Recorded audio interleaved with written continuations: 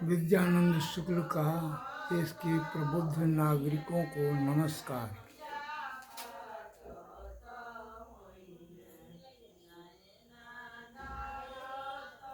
आज मैं वर्तमान राजनीति के ऊपर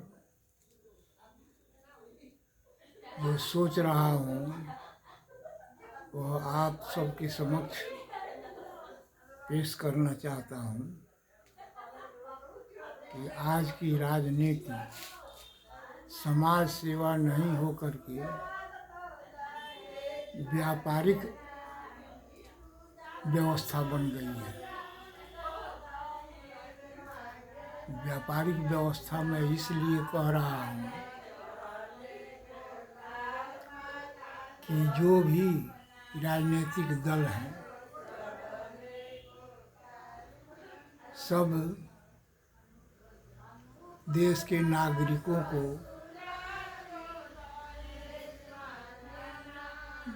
भ्रम में डाल करके अपना उल्लू सीधा करते हैं।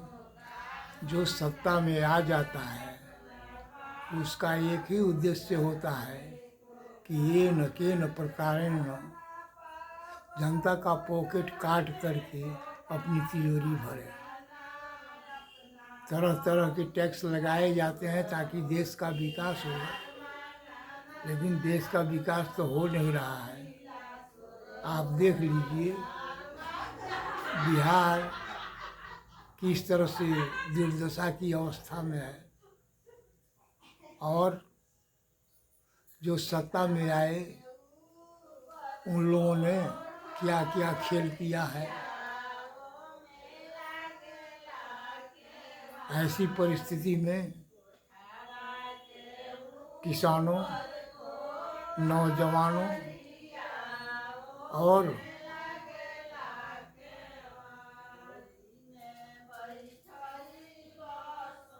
देश के सैनिकों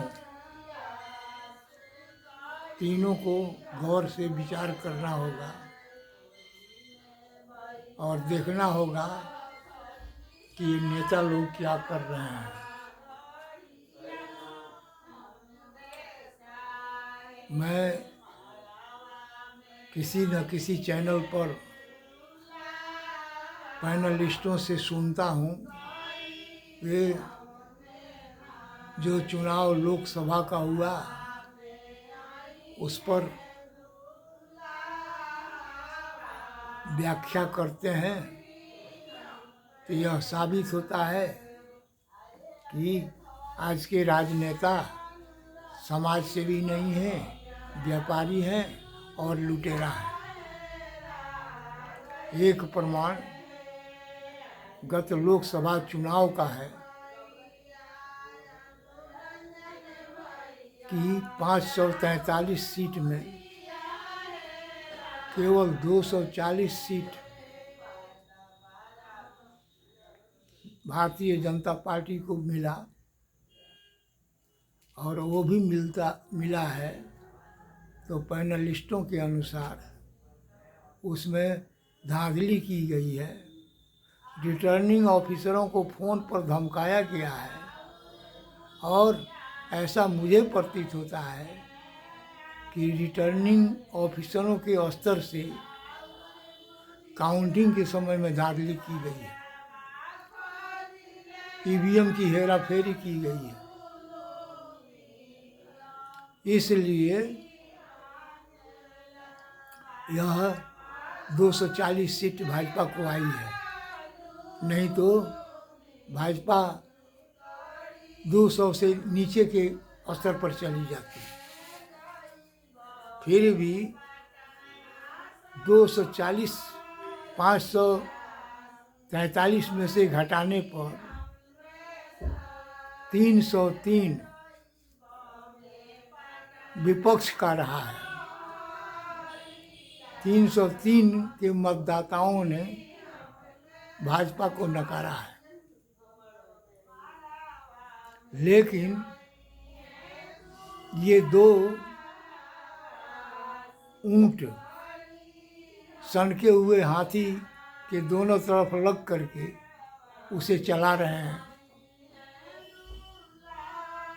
लेकिन जनता द्वारा दिए गए मत का एक तरह से अपहरण कर लिया गया है। इसलिए आपको सोचना होगा, समझना होगा और जिस तरह की परिस्थिति आई है उस पर विचार करना होगा।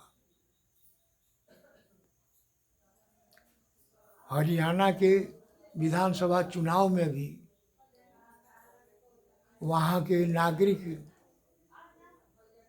आश्चर्य में हैं कि हमने तो भाजपा के विरोध में वोट दिया, फिर भाजपा की सरकार कैसे बन गई।